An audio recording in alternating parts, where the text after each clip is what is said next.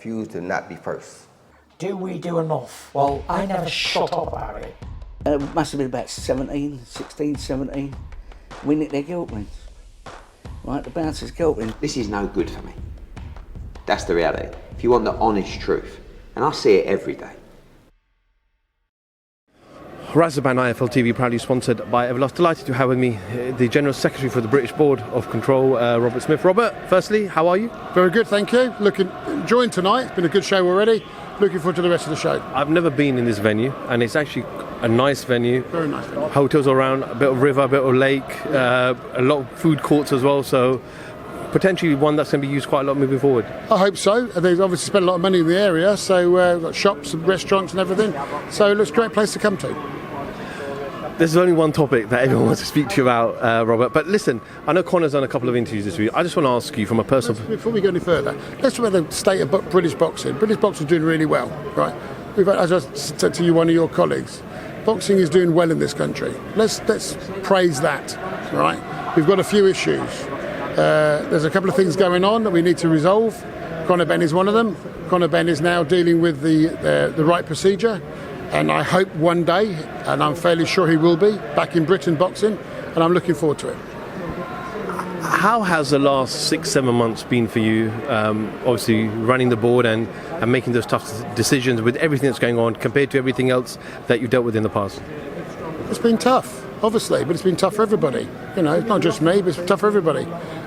Tough for Conor, tough for us, tough for me on a personal front, but I know for a fact we'll get there in the end, and you know whatever happens in the end will be the case. Eddie Hearn's made some comments, which I'll mention in a moment. But could you understand the frustration from boxing fans, from the media about kind of the lack of clarity on these things? You know, 1 minute we're hearing things, 1 minute we're not hearing things. 1 minute things are confidential, 1 minute they're not confidential. Could you understand that there needs to be some change and some sort of cooperation between promoters, Ukad, the board, etc.? No, I think it's quite simple. We have a situation where it needs to be dealt with between the parties. Everybody speculates. Some people say things they shouldn't say, unfortunately, and it happens. I'm not saying who said whatever. People blame people for this. I'm not saying who it is. People need to be dealt with in the proper procedure, and it's been dealt with the proper procedure now. And as I said, hopefully Conor will be sorted out, and he'll be out of boxing Britain again shortly. Whether something's high profile or not, if something is confidential, it should remain confidential. The Amir Khan situation where no one knew anything about it, I spoke to Ben Shalom on the morning that it was released. He said you only had heard the day before. Ukad say that they made the promoter and the board aware at the particular time. So No, that's wrong. I was aware of the situation before that. I was not aware of the situation they were announcing it the day before. Ben was not aware. I can say that hand on heart, Ben was not aware.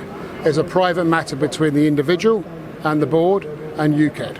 Ben was not aware. I was aware of the result, but I was not aware of when it was announced. And that's the conversation I had with Ben. So why does a promoter not be told, and is he only told if once the investigation is concluded? Yes. Investigation concluded, they're dealt with. So if Amir Khan didn't retire and 6 months after the Kilbrook fight decided to carry on fighting, would you then have had to intervene? He was provisionally suspended, so he couldn't box. With the whole Conor Benn situation, Eddie Hearn has made some comments, and he said that the UK board and Ukad are not fit for purpose. You know, they don't normally do interviews, and all of a sudden they're doing interviews trying to throw the agenda.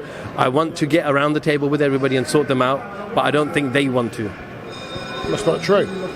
I mean, it's up to Eddie. I know Eddie very well. Always gotten very well with him. Very happy to have a conversation with him, but it just hasn't worked. It hasn't happened, and I'm not going to get in comments what Eddie said or what I've said. Let's go through the proper procedure. Let's deal with it that way.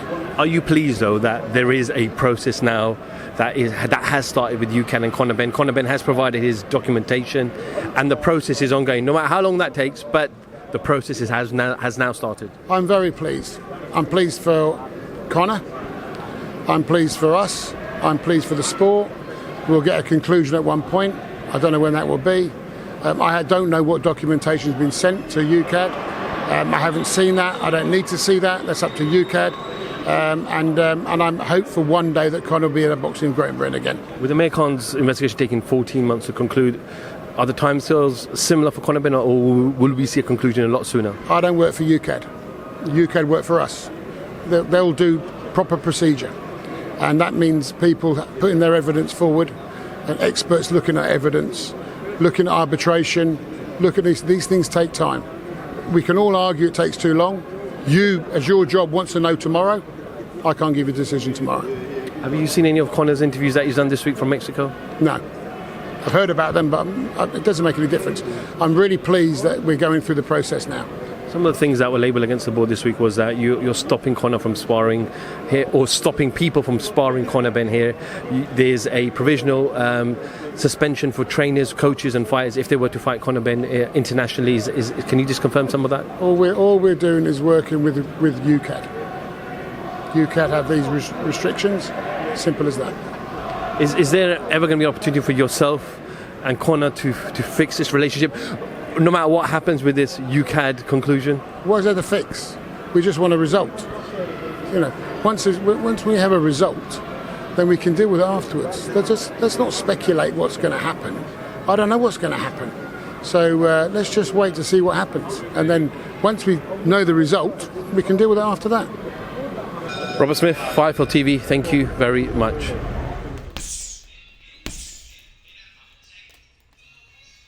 Because I refuse to not be first.